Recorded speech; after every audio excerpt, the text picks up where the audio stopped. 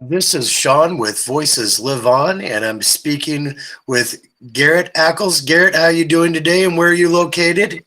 Hey, Sean, I'm doing great. I'm in Louisville, Kentucky right now.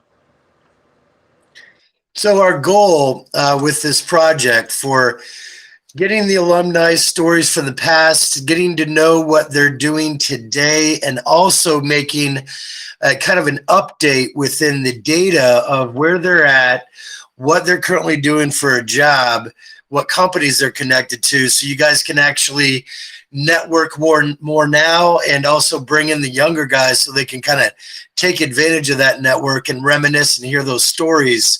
What do you think of this project in general? Well, Sean, I got to tell you, I couldn't be more impressed. We met a couple weeks ago at the Indianapolis 500. Ralph Hansen, a legend at Theta guy, introduced us, and then I learned about your product with working with the Unser family and telling their stories, and then you shared your project that you did with your fraternity back at Ball State, and it just seemed like a natural fit. I'm hopeful that the rest of our guys will see the value in this and take my lead and making this a really big thing for us.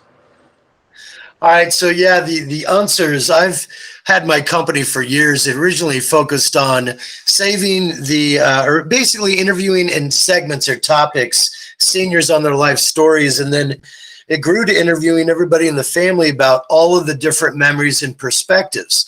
And with the answers for Al's 60th birthday, the family basically hired me to interview Mario Andretti, Doug Bowles, Michael Andretti, Huey Lewis, all of these different people around the United States, family, friends, and race professionals. So you get the collective knowledge so everybody can learn from everybody's perspective.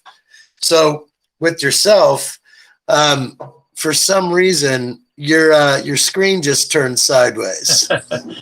Yeah, I had a phone call coming in. Let me See if you could flip that back, and I'll take there. this out the end. So for yourself, do you see the value, like even with a family, being able to learn from everybody's perspective and pass those stories on to the next generations, but enjoy the knowledge you can learn from each other today? Yeah, I think that's a great idea. Kudos to you for coming up with it. And like you said, the samples that you've sent me, watching through them have been top quality, really well done. So, giving it how this is going to end up looking like, here's some of the sweethearts that we interviewed them about their times with SAE fraternity at Ball State. And then, here's a shot of essentially the alumni themselves.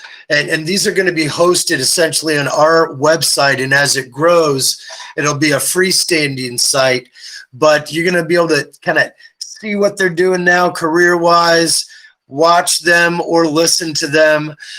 These video calls, essentially, we're able to bring in photos. And here's your house down there at Indiana State University. And you told us when did the guys move into this house? What was the backstory on when it developed? Yeah, yeah, we were through the mid '80s. We were renting a house on Swan Street, and there's a lot of stories that house could tell. And then I think it was probably '87 is my guess, and others might correct me there. But we had an opportunity through alumni support to purchase this house, the brick house with the red roof on Oak Street.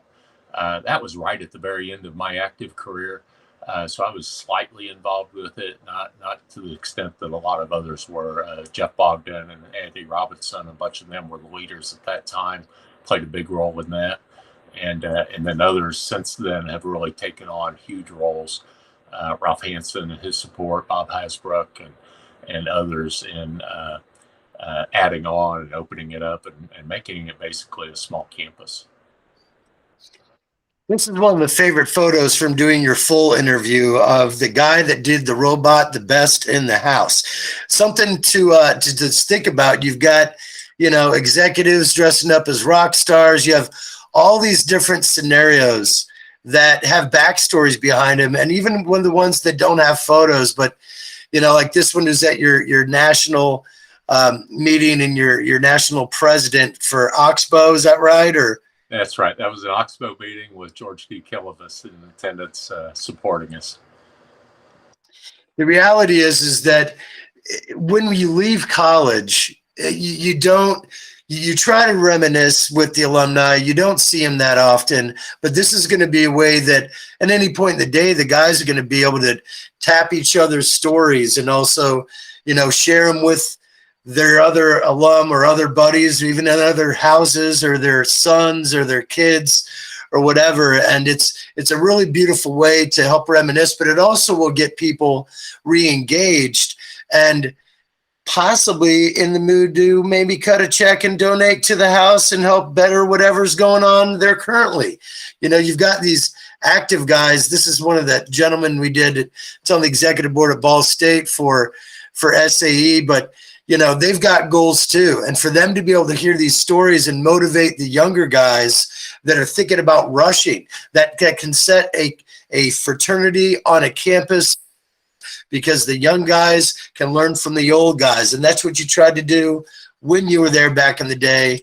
And also have some great memories to travel with the guys. Here's you at the Grand Canyon, but I think it's just very important for people to be able to re-engage not just those memories, but also those relationships, and then reconnect, because you never know what business is going now, that somebody can end up helping somebody out and really fueling each other's fire and finance and life and family and everything. Yeah, you bet. I mean, you're spot on with all those points, John. When you're talking about the stories, and I think that's what this is all about. It's why you named your company that. I've looked back a few weeks ago. I told you in my personal interview that we just did. We had an event a few weeks ago that Ralph Hansen helped put together, along with several others in Indianapolis at the Columbia Club. And we had, I think we had almost 100 people at that. Half of them were probably actives, maybe not quite half, but the other 60% or so were alumni from different eras. And I know quite a bit of the time was spent with the alumni, either chit-chatting and sharing, remembering stories, but a lot of it was alumni with those actives telling the old stories. And and there's no photos to go with them in that case. And unfortunately, those stories are only being heard by a couple other people in that situation. This is an opportunity to tell some of these stories and let everybody hear about it. And then not just today's, but our future actives and future alumni coming in, and the opportunity for them to build on those stories. And I think it'll be a great collection. And to your point, while I don't know that this is the number one reason for doing it, but hopefully it will motivate some to re-engage and be more active as alumni, and provide more support. A lot of these events that we talk about are hard to afford as an active. The Columbia Club event we had is going to send a handful of active guys to our national convention this year. That probably doesn't happen. And those are great experiences those guys probably wouldn't get unless they had alumni support. And so I'm going to encourage everybody to take a hard look at this. So I'm going to just point out one. If you see the guy there with the camera, I took over social chair for him. We always would have dance battles. He became one of the top videographer for the Indianapolis Colts. And on his interview, which is one of the funniest things I've heard, he was talking about being on the sidelines while he was shooting for NBC before he got hired for the Colts. And Peyton ran it in and decided to spike it, and spiked it right into his junk. And so he got buckled over on the sideline. And our fraternity alumni, when they heard that, the comments on the Facebook groups were great. You are going to be able to post these individually on Facebook, as well as drive traffic back to the site. And we could even, put a donation button on there for people that want to donate directly to the house. I'm sure there's a way the guys down there have that capabilities, so we could figure that out. But anyway, I want to say thank you, Garrett. I really think this is going to be great for your alum, and I think they're going to love hearing the stories and seeing these pictures and reminiscing of those days before. And it'll be at Theta Chi Delta Pi chapter Right. stories.com. That's going to be the URL on it.